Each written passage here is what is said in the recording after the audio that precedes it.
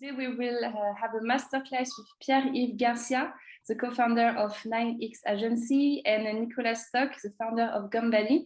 And we will have plenty of time to know more about who they are, what are their activities, and know more about demystifying tech development. And I let the floor to Maëva, Chloé, Pierre-Yves, and Nicolas to this masterclass. Super nice. Thank you very much. To start, I will take the hand and first of all, directly ask our guests to present yourself, Pierre-Yves and Nick. Could you maybe present yourself, like your past, and more specifically, how you get to become an expert in the field of product development and tech? What happens to you? Maybe Nick, do you want to start? So hello guys, I'm Nick. I've been writing software professionally for about 20 years. I started coding professionally at age 16 in the Silicon Valley. And I was always interested in creating products. That's basically why I learned to code. And so I've been doing it for quite some time now. I've worked for Apple for a few years, and I've worked also mostly for startups as a software developer. And now, for about 5 years now, I've been mostly coaching engineering teams and founders on the best way to approach software development in general. And so I guess I'm an expert because I've been doing it for quite some time now. And today you are still developing, right? I mean, yeah, once a coder, always a coder. So yes. Thank you. Pierre-Yves. Hi, everybody. So for me, I'm the opposite. I studied in business school, actually also a French business school. I worked 7 years for startups, mostly here in Germany for French and German startups. I always was a business generalist, so they had a bit of affinity with tech and product, but mostly had like interim management position, working different fields, operations, support, marketing, business development. Up until my previous job experience, where I was working for a B2B food delivery startup called Smanch, where I started heavily working with low code. And basically that's when I kind of fell into the rabbit hole. And since the beginning of last year, I decided to start my own automation agency, which is called 9X, where basically we use no code and low code to help companies assess the efficiency of their processes, automate their business processes, and train their staff to build an automation culture. So I'd say I'm what we call a no-coder or low-coder. I have no coding background. I tried to learn 3 times how to code. I never managed to finish. To be honest, by the time I was supposed to install stuff on my machine, I was already out. Like this was too much infrastructure for me, too complex. But I think, after having working with developers more than 7-8 years working in startups, I had the affinity to digital products, and I realized that there was a big gap for me to actually being able to build stuff. And when the whole environment around local no-code application builders developed, that's when I started really building things, and mostly building prototypes or what we call like functional applications, but nothing very, very wild. And now, because there's been some evolution on the field, we start creating professionally small applications for business people without having to know how to code. Wonderful. Thank you very much. So as you can see, dear audience, we really took like 2 profiles that are complementary, with a tech guy and a business guy that both converge toward these no-code solutions that we hope you will be more aware about after this hour together. So maybe to start really back in the time, I would be curious, Nick, if you could tell us what do you see? What is the difference? Like I remember kind of 15 years ago, 20 years ago, when you wanted to build a website that was pretty complex, long, super expensive, and not accessible. Today, you can do that in a weekend. What is the difference that you see today? Is it that easy to create a tech product? And do we still need to learn how to develop or to hire developers? Or is it something that is totally outdated today? Yeah, I mean, who builds the code, the tools that allow you to do no code and low code? It's developers, right? So our profession isn't going anywhere. That's people say the opposite, but it's not true. We saw a first wave maybe 10, 15 years ago when WordPress came out, where everybody was like, oh, nobody's ever going to need a developer anymore. But in fact, the opposite has come to pass. In other words, more and more people, more and more projects start, prototype using WordPress, and eventually you do need an engineering team. The question is when.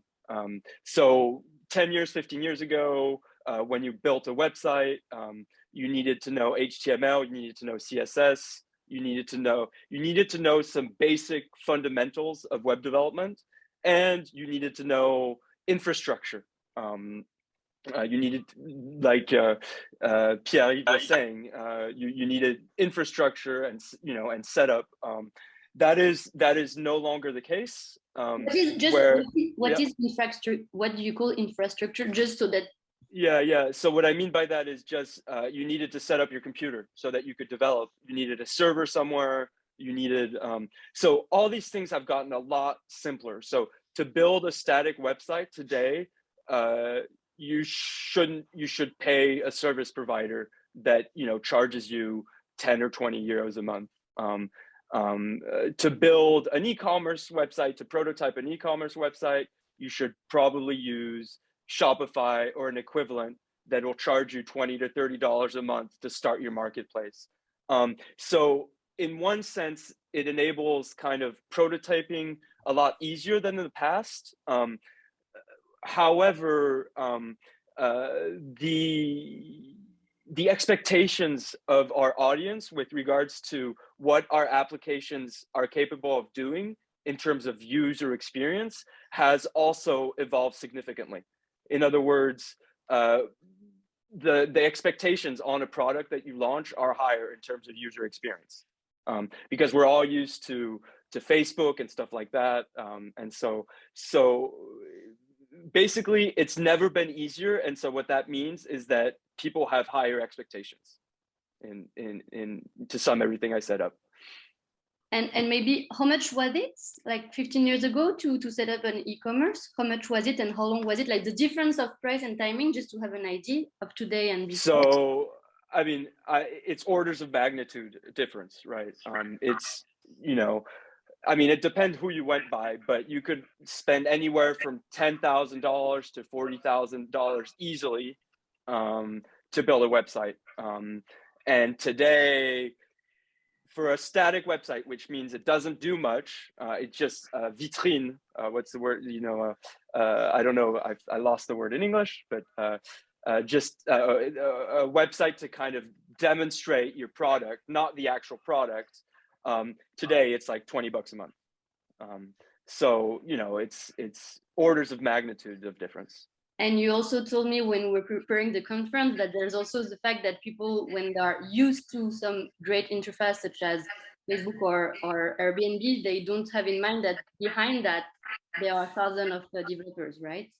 Yeah. I mean, so that's kind of an issue that we see with let's say beginner entrepreneurs, is that one of the things that they tend to do is their innovation is to do more features than Facebook. Where I'm going to do Facebook with more features, I'm going to do Uber with this new set of this extra set of features, and so yeah, that can't work. You have to have kind of a different approach in order to succeed, because there's like these teams are very, very, very large. That isn't to say that you can't be successful in smaller companies. I mean, I've been doing it for years and years, but it's you have to understand the constraints of the problem. You do not have the thousands of engineers at your disposal the way Facebook and LinkedIn and Google do.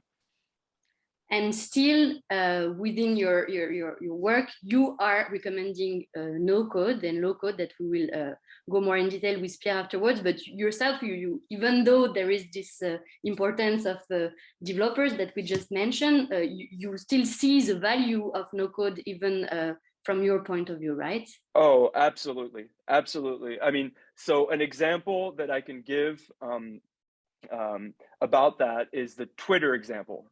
Twitter was built using a specific set of technology at first. And 20 years later, some people would say, well, and in over 20 years, the technology has evolved quite significantly. And so they don't use at all what they used in the past. And so I've heard the argument made that, well, if they had to change the whole languages they used, that means that they didn't make the correct choice in the first place. Well, that argument is just incorrect. In the original context, the tools that they chose were the right tools, and as their company grew, those tools became they were no longer the right tools. So it's really context dependent.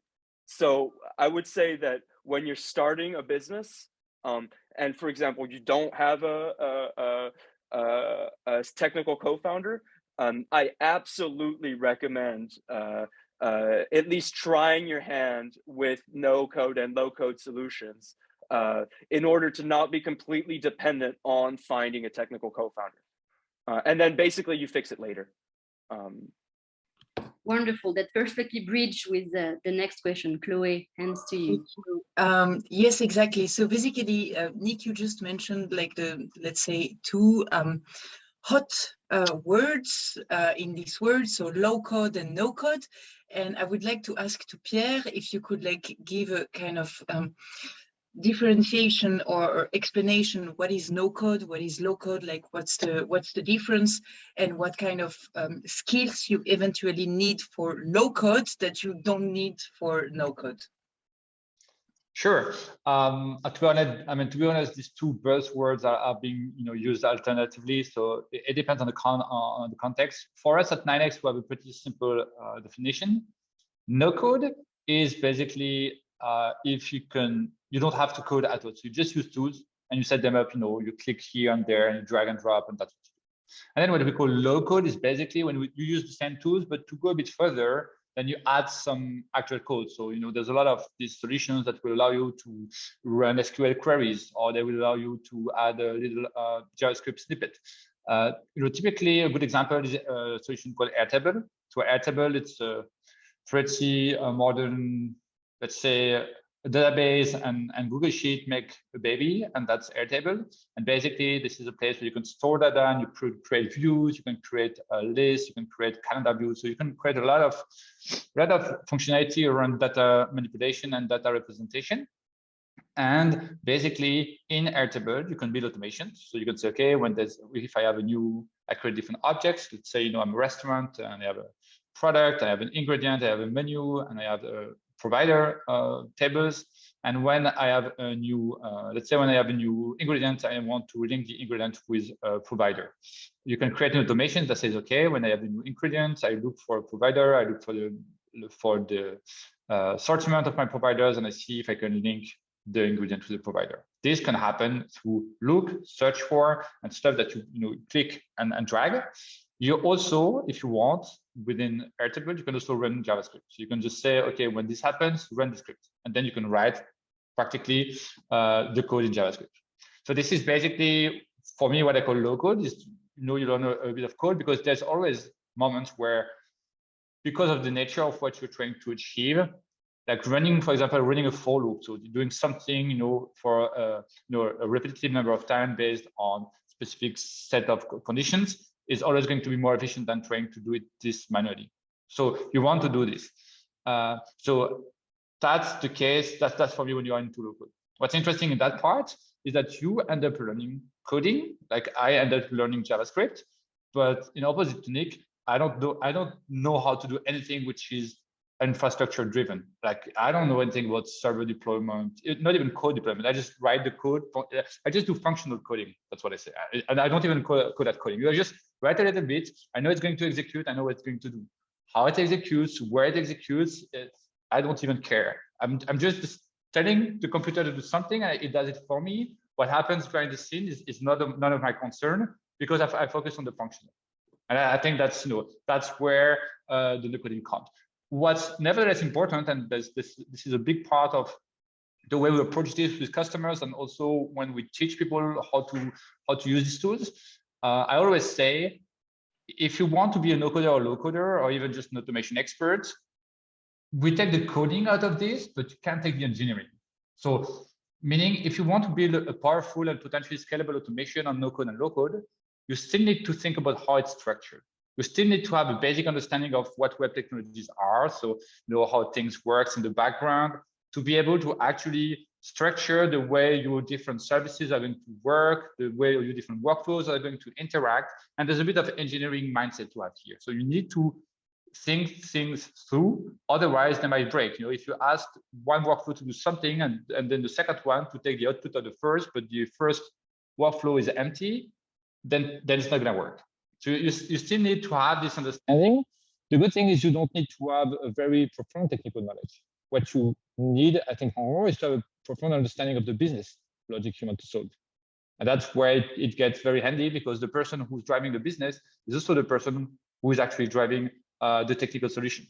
And that can be very useful when you start a business, when you are actually trying to not build a beautiful product, but start a business. You have an actual problem you want to solve.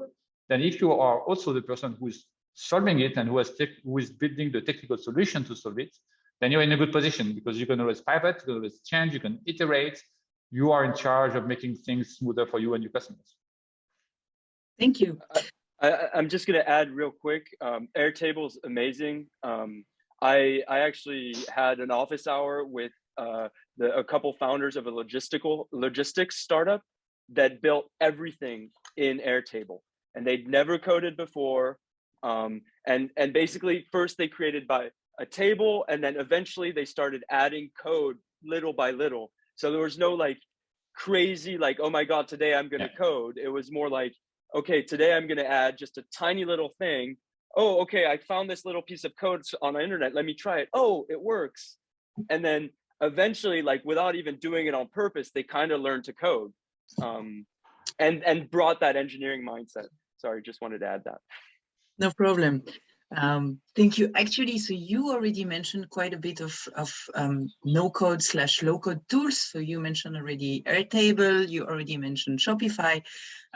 One of our burning questions today is there actually like a risk of getting like dependent and completely locked up with these tools if you start like building with Airtable? And I don't know, let's assume that at some point you want to build your own infrastructure, your own architecture. Like, is data portability possible from these websites, these like no-code tools to like your own infrastructure? Or is there the risk that you just like end up locked up and can't get nothing out of it? Am I taking this one? Yeah. Whoever wants to take. Go for it, Nick. Then I'll add my 2 words. Actually, you can take this one. Okay, yeah, no worries. No, I just one note before actually answering the question. It's funny because people always bring up this topic, while I think Nick already mentioned it, but refactoring and changing your infrastructure, changing your library, sometimes even changing the language you're using is something that happens every day with no code. So sure, like did Facebook start with 1 billion users inside? No, for sure. They tried first. They started with the core features they wanted, and then at some point they had to build on top to be able to become nowadays one of the biggest platforms in the world. When you start, you need to get to market fast and make sure you're not building the wrong thing. That's all that matters.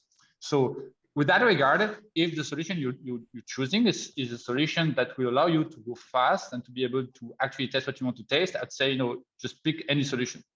No, of course, there's some risk because, especially these years, there's so many platforms coming out there. I would say there's a couple of sure choices. Like, if you want to build e-commerce, go with Shopify. Like, there's nothing more you can do with there.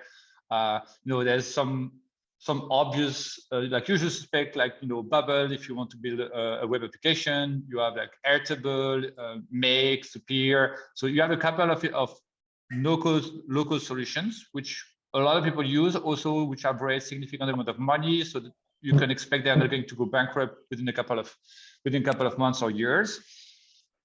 I think also if you go with modern platforms, most of them will allow you to eventually migrate out of them at some point. So sure, you will get kind of locked. And again, it's not a question of tools, it's more a question of engineering.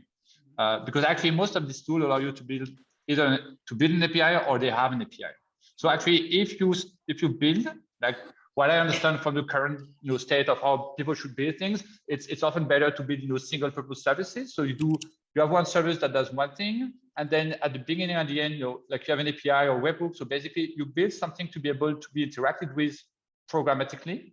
So basically, instead of building one big workflow that takes care of everything, you just try to build little pieces that each do a job, and then you make them interact with each other. And the good thing when you do that is potentially when you decide to move and code your own thing, you could even consider, if you have one very big part which is kind of working, you could consider having building your product, still interacting with the old one. I'm not going to guarantee that actually it's going to work, because in no code, low code, it's often that you build something that works 95% of the case, and you don't really care about the 5% of the case who don't work. When you go into actually coding, I think actually developers spend a lot of time on these 5% of these cases where things can go very wrong. So that might be one of the limits. But I'd say, sure, you need to be conscious of which solution you choose, but more with the regards of which one is going to take me the fastest to market. So I'm just going to simplify all this and say there is no risk. The risk is almost null, so it's almost not worth talking about, in the sense that there will be, once you have the money to have an engineering team or you have a CTO, he's going to be able to get your data. And then it's about finding the right things to change in the current code base. But no, you're not going to be locked in. It will cost you money and time to get out of those things, but it'll cost you less money and time than if you hadn't used those things in the first place.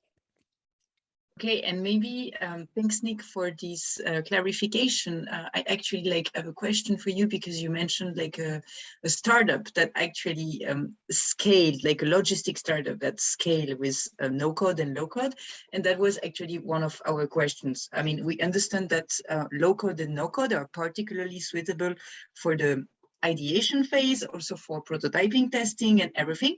But is it also okay to kind of scale afterwards? Well, I mean, it's always preferable. Got it. Preferable to have an engineering team in-house. And as you're scaling your engineering team, you'll probably want to move away from no code and low code. But so what's the real barrier to entry? It's when can you afford to hire an engineer? And when can you get an engineer to come join your startup?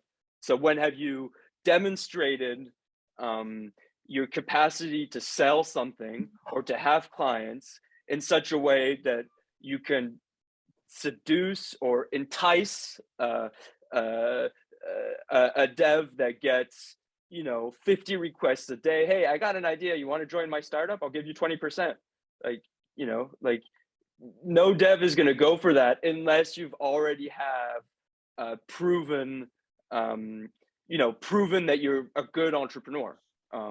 And one way to do that is to kind of, hey, I've got 1,000 clients, or I've got 500 clients, or logistically I'm moving 50,000 pieces of furniture a day or a month, or I don't remember the actual numbers for the startup I'm talking about. But those are indicators that'll make a CTO think twice. Oh yeah, I'll join this. They seem like they know what they're doing. So there's not to say that looking for a CTO isn't a great option, and it's certainly something that you should be doing if you're in a tech startup. you can't wait to find this person to actually start trying to test your market out. Yeah, does that make sense? That makes a lot of sense. Maybe just to add a bit of that on that, I think it depends on what kind of business you're trying to launch and what kind of business you have. Like for example, if you're trying to just starting a SaaS, I mean, don't get me wrong, you can also put the SaaS on local no code, but very fast we'll have like performance issues, security issues, like typically topics. What happens when 5,000 users at the same time hit the same button? How do you handle that? Like these are topics that to be honest, if you're selling software as a service, you should have, very soon you should have a development team. Now, as soon as you can afford it, I still think you can. Yeah. I agree. Yeah, you can. And actually, there's also there's a very interesting case of, especially with the emergence of, I don't know if you know the platform MicroAcquire, which is basically a platform which is dedicated to selling very small startups to people who are interested in buying them. There's a case to be made that with this new approach and actually no code, low code, you could have a new kind of business which is addressing very small software niche, for which the niche is too small to actually have some unit economics around financing a tech team. But you can address them by using a local no-code solution, and you can build, a very nice software for, managing your beehive activities within the regulation of Canada. Very specific stuff like this. You build a software which is perfect for these people, but it will never grow big enough to allow you to finance a development team. So that's an interesting use case. Now, if you are a tech-enabled service, or even you are just a traditional business, you might not even need tech. I mean, the number of companies which are profitable nowadays and still running on horrendous ERPs, which are like 20 years old, it's just crazy. And I'm not talking about all the companies which are of mid-size, which are running on Excel sheets and still profitable. Now, of course, if you go with local no-code or even code, you might be more efficient. I mean, I know a company which is manufacturing CBD product in the US and making $5 million revenue every year, and they only use Airtable. They are able to manage the whole company with 3 people. Plus, whenever the harvest time comes, they hire they hire temporary people to just do the harvest, but the rest of the activities manage everything. The whole ERP is in Airtable. So it really depends what you're doing.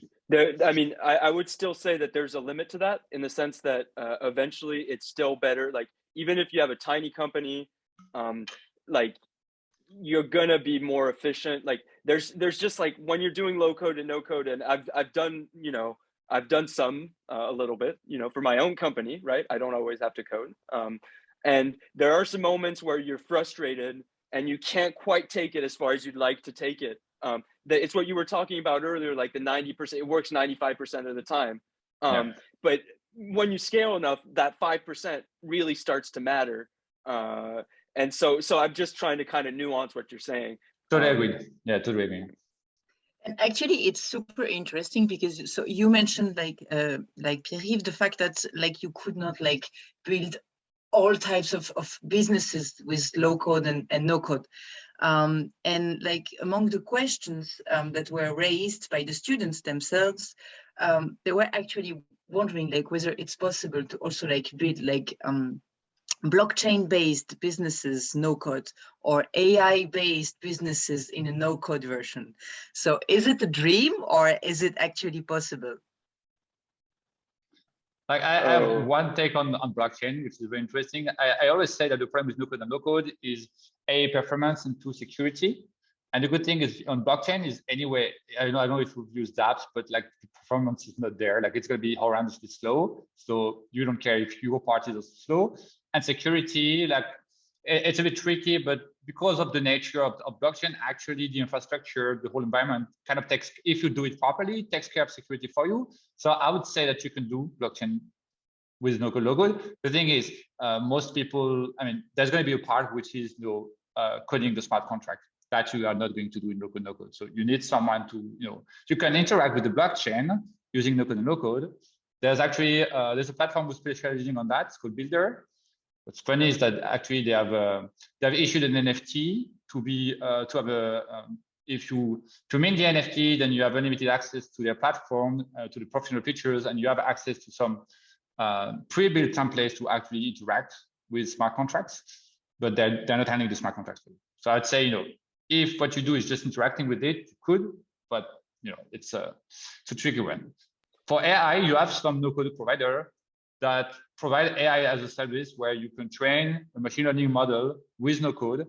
But again, it depends what you want to do. If what you're offering is it's solving a technical challenge, you won't solve a technical challenge better than other people without developers and proper tech. So, I mean, I don't want to get too political here, but I think there's enough blockchain startups out there. please don't start another blockchain startup. Yeah, I mean, I do like the technology, but I mean, there's just so much money being injected into it, and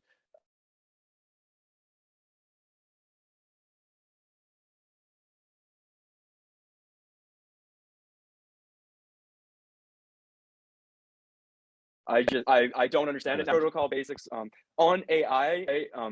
Artificial intelligence is quite complex, and it's not great at solving real world problems, in the sense that, where is my autonomous vehicle? It's not, it's not here yet, and we've been waiting for a long time. It often is going to be much better to create a dashboard where a user that has intuition can kind of look at some key metrics to make decisions, than it will be to use AI, specifically in the beginning stages of a startup. The number, I mean, even at Price Match, and we did do, some machine learning there, but even there, like the number of times where people are like, oh, let's do it automatically.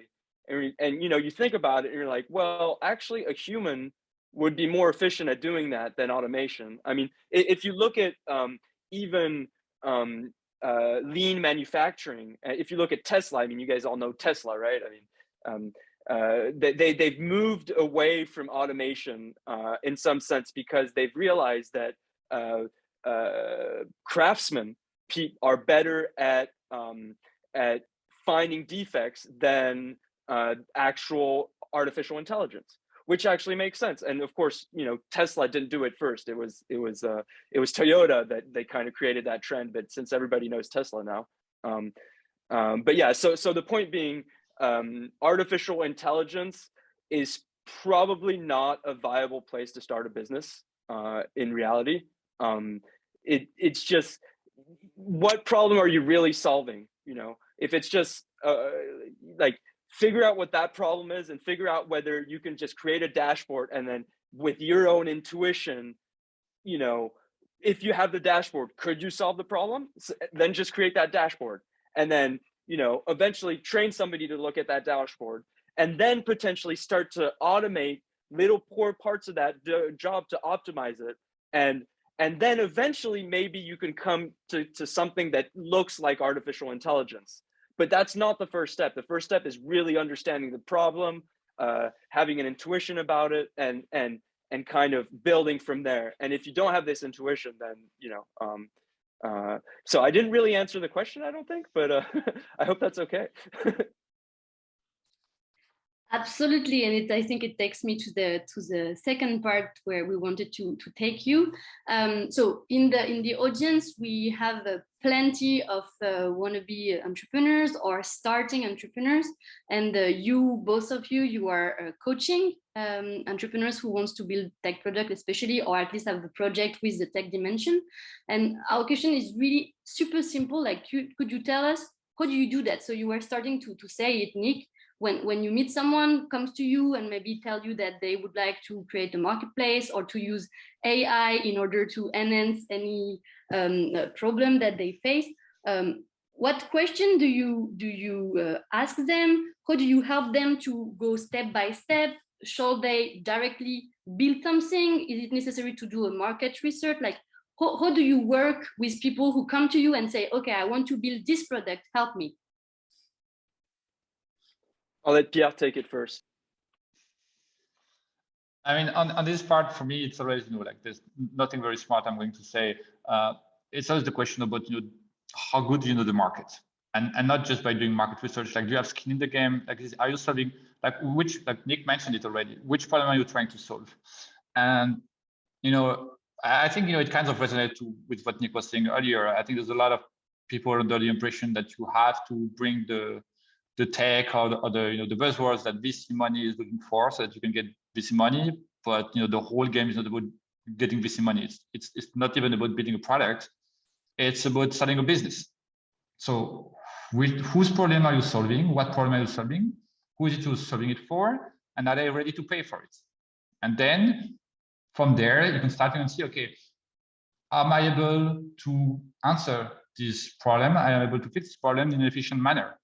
And if yes, how can technology help me answer that problem in a very efficient manner, because I leverage what technology can do to make it profitable, because I can solve that issue with less work and people that is required, and what people are ready to pay me costs less than what it costs me to actually solve the problem. So, you know, it really depends what you're trying to do. And based on what you're trying to do, then we can go, and usually what we do is we look at potential new technology to use, which platform, then trying to understand, okay, which tools should you pick? And then usually what we try to do is find everything that you can get out of the box without doing too much work. So that you can bring something to the market as fast as possible, put it in the hands of people and see if they're ready to pay for it. I'm a huge believer on, you know, getting paid for a half-baked product, because if people are ready to pay you for something which doesn't look good, which is not working perfectly, it means you're really answering a real life problem. If people are not paying you to use a gorgeous product for free, you don't even know if there's a market there. You don't even know if you are a business. You might have a nice product, but do you have a business? And I think that's, you know, I think it's a bit of bias we have, especially like I had the same bias a couple of years ago, especially, you know, coming from business school, seeing the whole, like, you know, here in Europe, the whole rocket trend, you know, all these unicorns, the Silicon Valley companies, and we all think it's all about, you know, lifestyle products, where actually, you know, most of these guys were solving issues and problems. And I think, you know, people need to come back to, you know, the basics of entrepreneurship. You know, am I starting a business? Yes or no? Nick, do you want to add something? Yeah, I can try. It's kind of a tough question, honestly. But I can try and add something. So I guess on the first thing I can talk about is the minimum viable product, which is Eric Ries's book, which I think you probably all should read, because there's kind of an issue in what that means, a misunderstanding, I think, of what it means. What Eric Ries did, the methodology he practiced, was he thought about his idea and then he said, okay, what assumptions am I making that would make this valuable? And then he conducted many experiments. So this isn't a V1 of the product. This is many experiments that validated or no his assumptions. So that could be, so is that market research? I don't really consider that market research, but in some sense it kind of is. You know, put a tool in front of a potential client, see how they react. There are people that like demos and doing, you know, Figmas and stuff like that. I prefer not to. I prefer to show them something that actually works, which is why I much prefer using no code and low code solutions for that. On the technical side of things, so that's kind of my general, and then on the technical side of things, I find that people are kind of scared of just logging into a website and trying a tool, and that's really too bad. There's kind of this sense that it takes some, you know, elite minds, you know, engineering minds that kind of don't think like the rest of us, to be able to solve problems using technology. That's simply not the case. I learned to code, I was 12. And it wasn't like I was, you know, any smarter than anybody else. I was just curious about, you know, about stuff, and I found cool people around that helped me learn. And so if we can kind of stop being afraid of, you know, oh my God, I don't understand what's going on. I mean, that still happens to me with my grandmother's printer. I still don't know why it's not working. And that doesn't mean that I'm not capable of solving real world problems, using code. And so that's kind of, I want more entrepreneurs to just get their hands dirty, whether it be with code or with just tools, or, oh, I heard about Airtable. Okay, let me try and create a CRM out of it, like spend a little time doing that. And I think the more entrepreneurs do that, the more success we're going to see out of entrepreneurship. Super. And maybe to go more into a kind of, if you have some illustration, like I'm putting, so I got everything you said, and I'm thinking, okay, well, I'm ready to test, to do this MVP that would help me test my hypothesis. Do you have example of people you've been supporting where they came with a precise problem and you were helping them maybe to choose among all the tools? Because when we go in a library of no-code tools, there are like tons of them, and then you don't know what to use between Glide and Bubble and Airtable and Notion. And as you mentioned at some point, Pierre-Yves, you can be broke at some point. Like at Blue Factory, we use Airtable and we realized that we were paying 1,000 euros suddenly because of new emails login that we didn't observe at the beginning. So, but now it's solved. So, do you have maybe a concrete example of kind of a classical situation you face, and what type of tool you recommend, and who did they test what? Yeah. So I'm sure Pierre will have a better answer than me on that. Unfortunately, no. I don't have a specific case in mind. But that comes back to my original advice. The best VP of engineering, so the guy that's responsible for technology at a big company, he will spend a portion of his time auditing and playing with tools that he's never played with before, just to see if it improves their processes. I do the same thing with everything.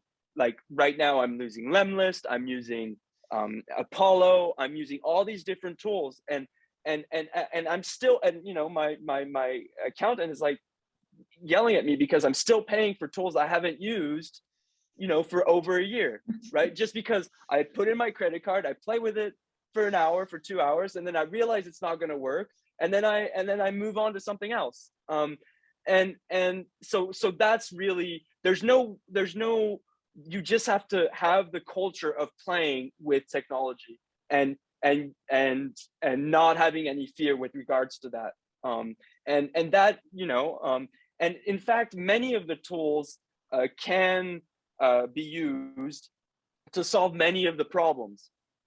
In other words, you're not going to it's unlikely that you're going to pick the wrong tool. And if you do, you're going to find out relatively quickly, and perhaps you'll already have extracted value out of your initial tool anyway. And so the only thing I can recommend with that is just, you heard about Airtable today. Okay, well, spend 2 hours. So you do have to time box the exercise. You can't spend 6 weeks trying to get Airtable to work for your use case. You have to be like, okay, I have 2 hours. I heard Airtable's kind of cool. Can I solve this problem with it? And then after 2 hours, you have to ask yourself, have I sufficiently moved in the correct direction so that I can give myself another 2 hours on this problem? And so the idea of time boxing is quite important, so you don't really go down the rabbit hole. So you don't, your audit turns into, constant, like using new tools that aren't really useful, but at the end you get frustrated, so you try and make them useful. I mean, that's, that's kind of a tendency I have. But generally, you just have to play around with everything. Like everything. Somebody tells you about Airtable, go look at a YouTube video about Airtable. Somebody tells you about Shopify, you want to do e-commerce, go get an account on Shopify, play around with it, try and create a storefront. Don't put it publicly facing, but go play around with it. Somebody tells you about a great plugin for Shopify that could be useful in your specific use case, go play around with it. There's, and that's really my only advice on that. And don't forget to unsubscribe. Yeah. And otherwise your accountant is going to yell at you. Pierre-Yves, do you have an example in mind, or at least just so that it's not too blurred, can at least recent situation that you can maybe tell us? Yeah, I can, but like, I can really relate to what Nick just said. Like it's, I think that it's not about knowing which tools to use. It's just having, it's a muscle you need to build about, trying stuff. And the good thing is like, I think especially for people who are just graduating, what's amazing now is like, this is right now making a big difference. And, there's no limit anymore. Like it's a huge opportunity. Like you don't need to know people. You just have to go and search, like this is stuff you can figure out by yourself. So like it's a huge opportunity. Regarding coming back to an example, actually I had the case of a former, she's still a student at TSV, and she presented her, I think she was the winner of the pitch contest from the last, I don't remember the name, the last entrepreneur. Option E, exactly. but whatever. Option E, exactly. And it was like she wanted to build, let's say, Treatwell for pet services. Treatwell for pet services, basically like Treatwell, but for your pet, not for you. So we spent an hour looking at together what could be the solution, and we ended up saying, okay, the good thing for you to be able to start very fast, to see if people are interested, was you can use Airtable as a database. Then you can use Softer.io, which is a tool that allows you to build a front end on top of Airtable. And then you use Sendinblue, which is a solution that allows you to send transactional emails. So the whole stack will cost her, I think, less than $100 per month. And if she and with that she can run her business. Like she can create a Stripe account. She can connect Stripe with Softer. It takes care of the billing. It takes care of generating invoices. It creates transactions. Then she can have people book the services for the specific services location for their pets. She can create users. Like she can do everything she wants with €100 of software. And and how do you deal with the risk of doing too many functionalities and making sure that, because as all the tools that you mentioned looks like that she could build right away this marketplace, but as she's at the very beginning, the risk is that for the moment she doesn't have customers and partners, and so that you build a beautiful box with no yes. I think the part is she already had done some market testing, and she found some potential customers. And like it's a tricky example because she wants to build a marketplace. Marketplace, everybody wants to build a marketplace because they're if they go big, they go huge, but it's the most difficult business out there because you need to scale the offer and the demand at the same time. So you don't need one sales team, you need two sales teams, you need two acquisition, you need to double your marketing spend because you need to have customer, you need providers, and to have providers, you need customers. So super difficult. So if I can add a little to, are you done? Sorry, did I just cut you off? Yeah. No, you can go. Sorry. I absolutely agree with you on no one should be spending their whole day doing that. I have that problem. I go down the rabbit hole and then I spend a week just coding on something, and then I forget to run my business. And then I'm mostly just kind of, it's my hobby and I'm burnt out, and I'm coding instead of running my business, which isn't great. So what I do recommend though is perhaps the time boxing idea. So the idea is one, hypothesis driven development. What are my hypotheses? How do I prove them? And give yourself a portion of your work week to work on this stuff, and not your full work week. And so by doing that, you'll continue to run your business. You'll continue to talk to customers or potential customers, figure out who your customers are, etc. But I think it would probably be wise for anybody that's kind of a technical business to set aside a day, every week, where they look at new tools and solutions that would help them solve their problem. And so that's when you have multiple people in a startup, you can say, okay, you work on marketing, you work on this, and so that could work too if you had multiple people. But it's definitely, if you're like a single founder, then absolutely time boxing is necessary. And it's really about this hypothesis, like trying to figure out what my hypotheses are, showing customers what you're working on, and then building a product. And really, I mean, it's really kind of an art, kind of figuring out what the most important thing I need to prove is, and kind of reducing that to the maximum. I mean, I spend my life with startuppers, and they always have big plans, and you know, a good portion of my job is kind of reducing their expectations. It's like, well, do you really need all that? Let's talk about what you really need. You know, do you need that? Do you need a profile picture? Really? You know, do you even need a login? Do you really need, the first time you're going to show a product to a customer, does he really need to know that how to log in? Probably not. It's probably not the first feature that you should work on. And in likelihood, that's the first feature people work on. But that's too bad, right? Because that makes the time at which you can get feedback from your users longer. Because instead of showing them a page, an Airtable or whatever that has a functionality, you know, oh, don't worry, we'll do login later, I just wanted to show you this, is much more interesting, and you get feedback quicker than actually doing the login. And so you know, those examples are few and far, are, you know, very common. Are you really doing, you know, the most important thing right now, given and the only way you can do that is by time boxing it, by making sure you only spend a very small portion of your time doing this stuff. But this is super hard to decide what to test, isn't it? Yeah. Well, that's your job as entrepreneurs. I mean, if it was easy, everybody would do it, you know? No, I mean, yeah, but no, it doesn't really matter that much what you start with, in that you're going to improve as you talk to customers. So your intuition and your knowledge about the problem you're trying to solve will increase over time.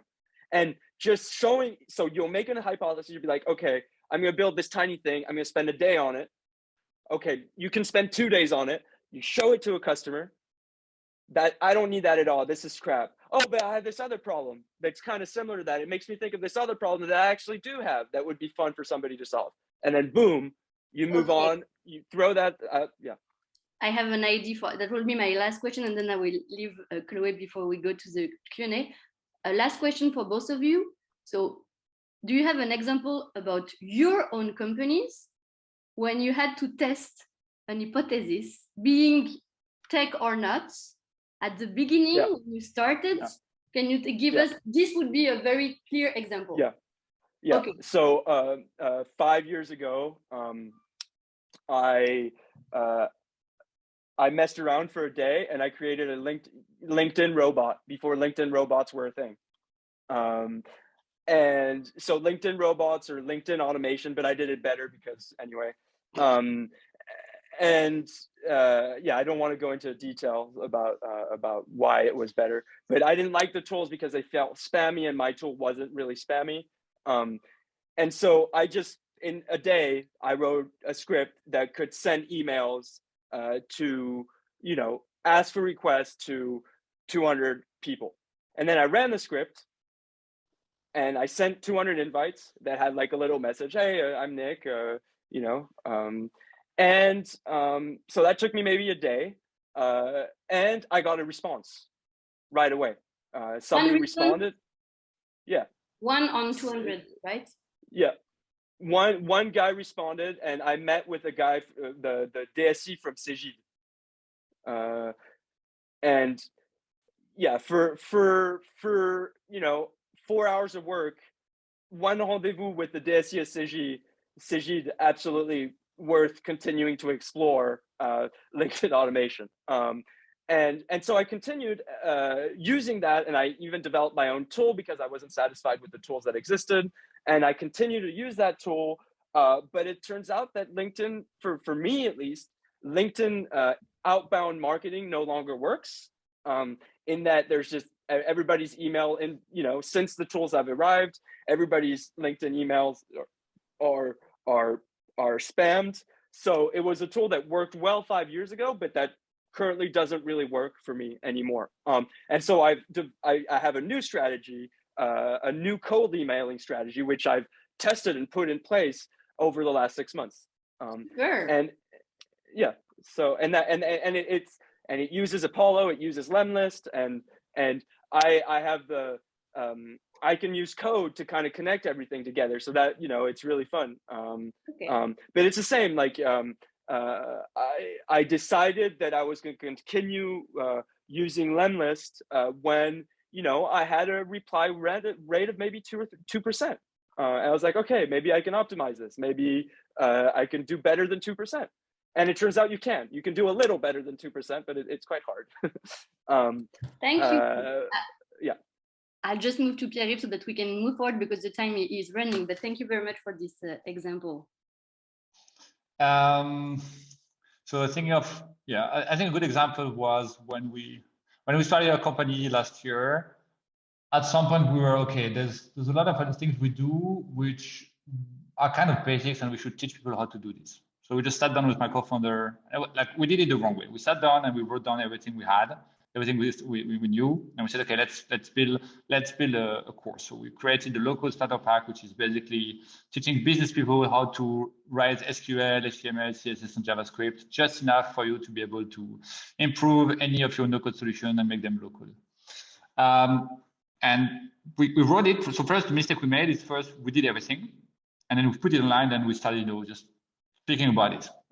Now, what was interesting, at some point we said, we should do this, but we should do this for companies. And what we did, it was just, we started writing out to so one way for us we were thinking, okay, we need to go to companies, pre-seed, pre-series A, so VC fundable startups. So let's just write to every single VC we know. So we wrote to every VC we know, everybody we had on our network, and just say, hey, I don't know if we are, it was interesting because we started the company and we created a profile on LinkedIn. VCs are always looking for company to invest, so everybody would just, invite us for a call. So we pretended that we were, because it was so cryptic. Our website was about low-code, no-code, so people didn't know we were an agency. So VCs, were talking to us, and then we say, okay, so we're gonna stop you right there. We're not a technology company, we are an agency. So they're just like, yeah, well, I'm not investing in agencies. But then we say, yeah, but no, we have a product, so we're teaching people how to do no-code, low-code. And basically, out of that, we got a first company. We said, yeah, I would like to have you, do kind of a training. So you have your course, and can you walk our team through the course and do like a weekly touch points. So that's how we started. And now we are, 8 months later, we're running a boot camp where we are actually doing that, every 3 months. I mean, we'll do it two times this year, but then next year on and on. Like, basically, we've created a new product just out of first a mistake, which was first making the product, and afterwards just testing the idea of, okay, what if we would take your people, give their access to this content, and then we work them through this. And that's how we ended up running a cohort-based bootcamp, which we are, which is making a bit of money actually, and which has not much to do with our agency. It's just something we like to do on the side. And because we tested, that's how we got results, and then people were ready to pay for it. So we just say, okay, let's continue.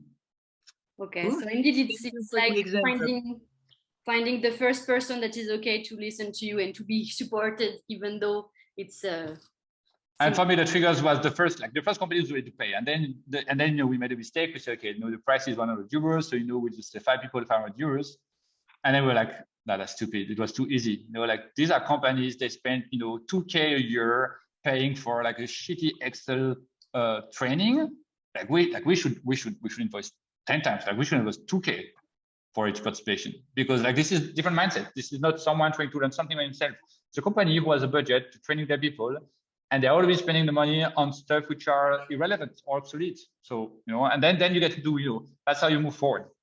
But for me, getting someone to pay you is a good thing, because I spend too much time, I think, I can relate to a lot of business school students who started doing, investment banking or, consulting, and we're all in PowerPoints. And there's one thing we don't know about entrepreneurship. It's about making deals, it's about signing a customer. So, just if you can't get someone to pay you for what you're doing, I'm not sure you're starting a business. Thank you. That's, So thank you for these insights. And I have like one last question, but you have to answer only with one word. I mean, in a matter of time. So we all agreed that our students, they need to start somewhere and they need to try out by themselves. But you know, they find themselves to this blue sea of a lot of like low code and no code tools. So my question would be like super easy. What's your favorite no code, low code tools? And then they will have like on their own to, you know, take 2 hours and just try it out by themselves. It's a fun. I would say that if Nick says Airtable, I'm saying make.com. I'll say Bubble. Yeah, okay. So okay. Make.com, Airtable, and Bubble. For those of you that are advanced enough and that like a challenge, there's Bubble, which is pretty cool. It's funny because we don't know each other, and we have exactly the same tool in mind. It's Cool, thank you so much. So I think now we just gonna like, you know, open the floor for the students' questions. So I don't know if you already like checked the chat, but there's someone who's asking for an entrepreneur without any tech and coding background. What level of coding would you say is suitable to get if you want to build on low code? Let's say you have the proof of concept. So I think you were not there at the beginning of the conference because we pretty much Zero. the question. Zero. You'll learn by doing. At first, you won't even need any code, and then eventually you'll be like, oh, I need to automate this process. And then you'll find like a little snippet on the internet, and you'll be like, oh, let me try and add this, and then it'll work. And then boom, you'll have written your first line of code. And then before you know it, you'll be an engineer. Like, I mean, it'll take some time. Can I maybe ask a follow-up, Chloe? Sure. Sorry, I did listen to all of it, but we don't hear you anymore.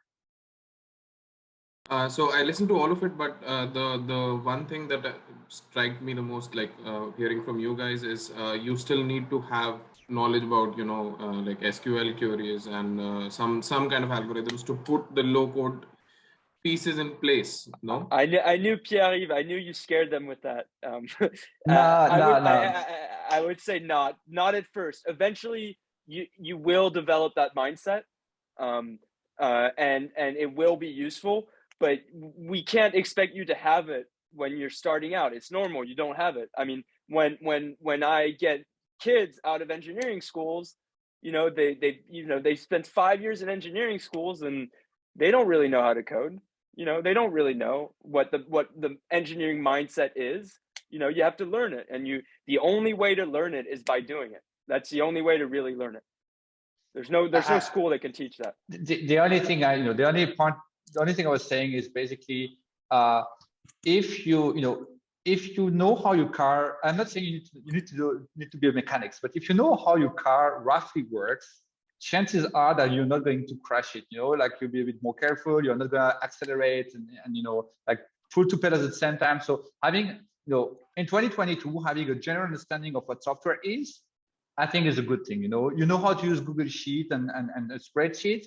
You should unlearn that and actually learn how software is working, because that's more important nowadays. But yeah, like you don't need to know that, and by using them, you will understand. You know, you will learn along the way, and the good thing is, you know, it's funny. You get to learn things every day, so you know that's enjoyable. I mean, the way I learned to code is by solving real world problems. Like, I was like, oh, I want to build a tic-tac-toe. Let's build, you know, oh, I want to build a checkers. Oh, I really don't like the way my school handles, I forget what problem I solved for the school. And every time it's like, okay, here's a real problem. Okay, let's get my hands dirty. Let's solve it. And as you do that over and over again, yeah, you'll break stuff. You know, you'll make mistakes, you'll break stuff. I've done it, you know, I've had to apologize to clients. You know, yeah, I I did something like that the other day. But if you're not willing to take that risk, then and as you break stuff, you will learn to not break them, because it hurts when you mess up and you get yelled at by your very first customer. You're probably not going to do that again. Like, I should probably take some time and think about what happened here so that I don't do that again.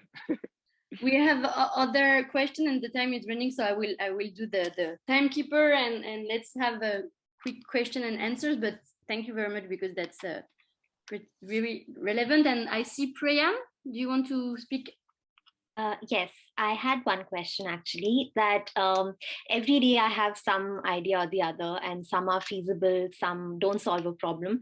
But I had a question that how do I go about, if I have an idea which I am passionate about, which I think is good, what are the next steps in terms of like registering the company or finding a name for the product? Like, how do we go about doing those kind of things? How do we take care of that? Well, I think it really depends. Oh, sorry, Nick, you want to go?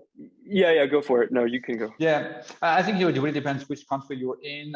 There's a lot of countries where you can potentially run as like a self-employed person, freelancer. You can run a little bit. You just need to make sure. Like, the only question at some point is if you are handling a lot of money, or potentially there's a big risk, you want to make sure that you have you structured like a limited responsibility, so that if something bad happens, you are not personally responsible to what happens. But I wouldn't go with that. Like the name, like, it's funny. My company is called 9X Agency, and at the time we decided that this was a working name. We just said, okay, let's call it 9X, because there was this whole trend about the 10X developer, and we said, okay, then we're going to be the 9X low coder. We're not as good as the developers. And now actually we keep the name, because on every list of no-code low-code agency, we're always on the top, because most, like 95 of them are sorted alphabetically. So the only agency before us is 8020, and then there's 9X Agency. And we're getting inbounds from people just because they look at the list and they see, oh, 9X, and they go on the website and send us. So the name, I would say the name is not that important right now. A lot of people, in branding, like, what's important for me is for you to get into interaction with your customers. Like, the name you will figure out later. Talk to your customers, get their feedback. I didn't start my company until I had a check in my hand. So I didn't start my company until I had people paying me for the services that I provided. And even then, I didn't even, I started as an auto-entrepreneur in France, which is freelancer. And only when, so there are two reasons to actually start the business in France. This probably isn't relevant to everybody, but I'm going to say it anyway. One is for tax purposes, you make too much money. And two is you need people to help you. And those are the two reasons in France where and before that, you don't need to. It's all about just in time. With the name, that's I mean, it's cool that you're talking about an idea, a project that you're passionate about. I think that's like the most important thing. And then the name, I went through several my name, the Gembani name, was a very long process. It took me maybe a year to find it. And I was making money before we were called that. So yeah. I'll cut the conversation here because we still need to focus on product tech and no code question, please. Of course, I just let this question because I'm sure so many other people have this in mind, but we may do a demystifying name of a project, demystifying start with the legal stages, but let's have question on the topic of today because if not, it will be too broad, but that's absolutely true. Name and legal stages is far later than having a real problem and people who you can help and able to pay you. We have another one, Swarnadip. Yeah, so Nick, I wanted to ask you, firstly, I want to comment that I work for Genesis Cloud. So your comment about blockchain and AI, I see that every day it's like full of there. But my thing was like, if you build a product and it's not perfect, but you take it to market anyways, do you think it is harmful that way? Like you need the coding done absolutely and then go? Or would you prefer like update it as you go along? Like what would your suggestion, because you have experience in startups also. So what would your suggestion be? So that's a quite a complex topic.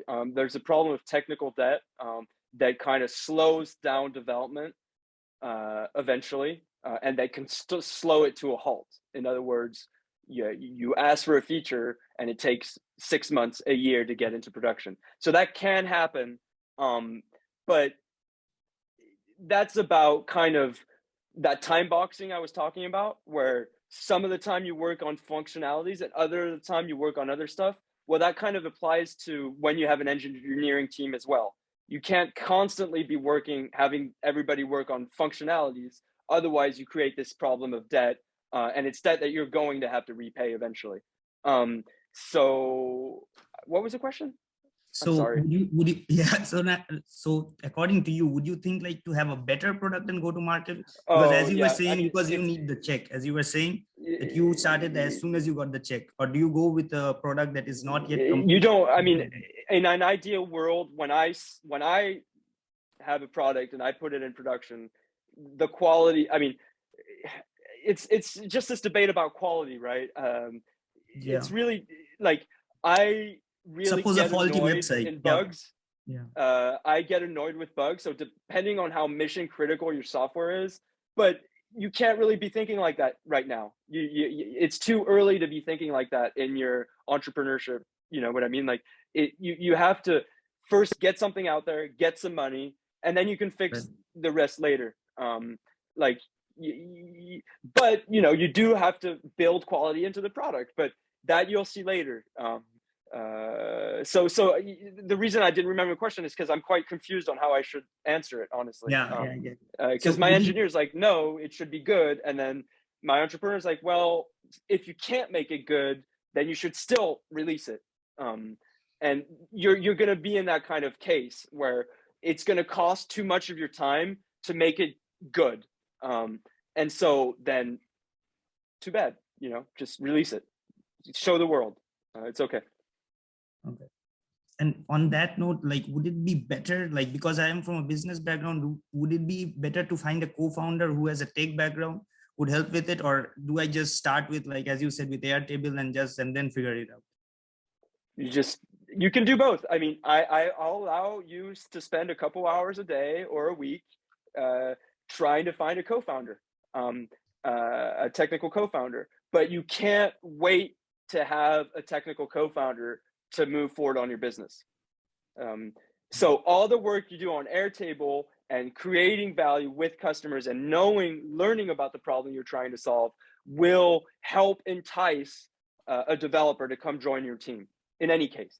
So the more work you do on that, the more likely it is that you'll find somebody to come join your team. There's just not enough technical co-founders out there. So some people get lucky and have them right away. Other people wait years to get them.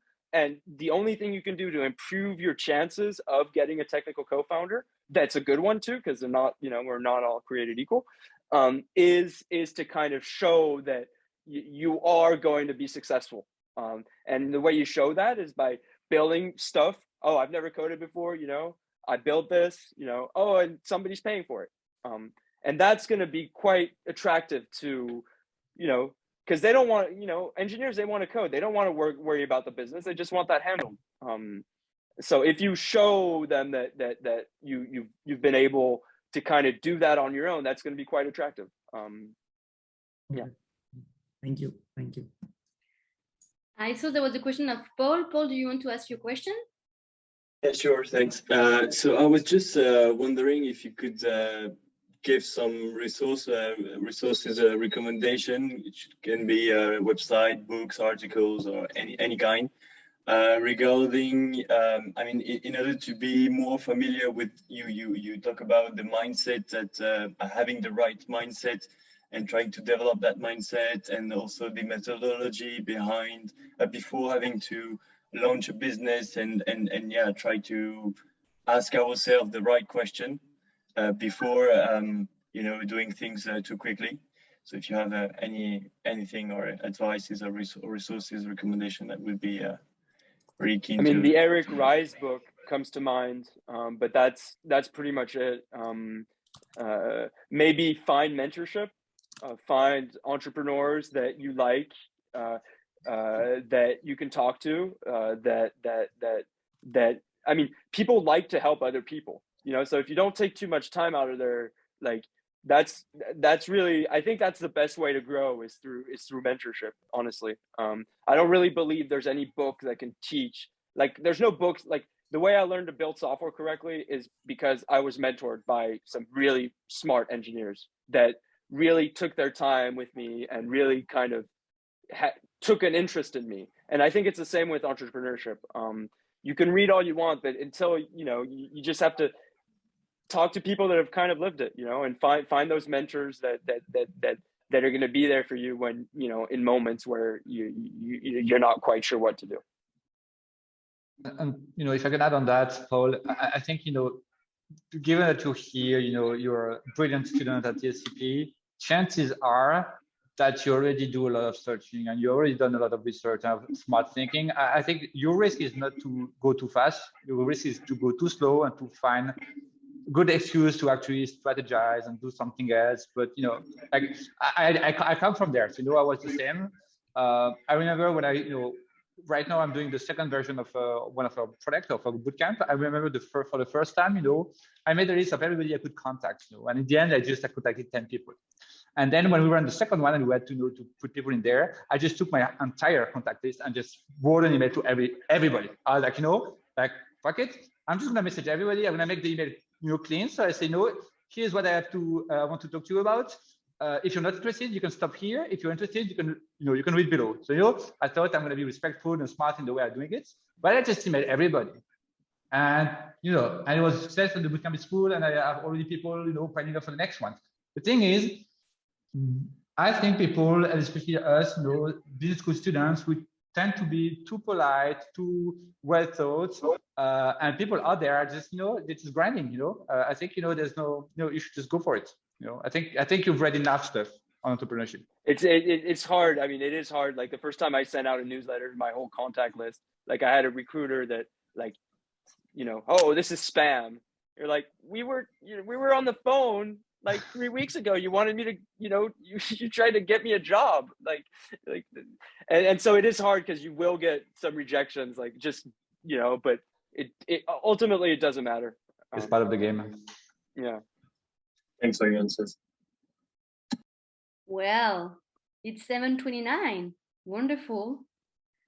Thank you very much, I think, for all this conversation. We would like to close maybe on news. Do you have any, Nick and Pierre-Yves, any news or information we could know about what you do or how to reach you, or anything that you want to share with everyone that is connected to what you do, or if we want to get in touch with you, whatever.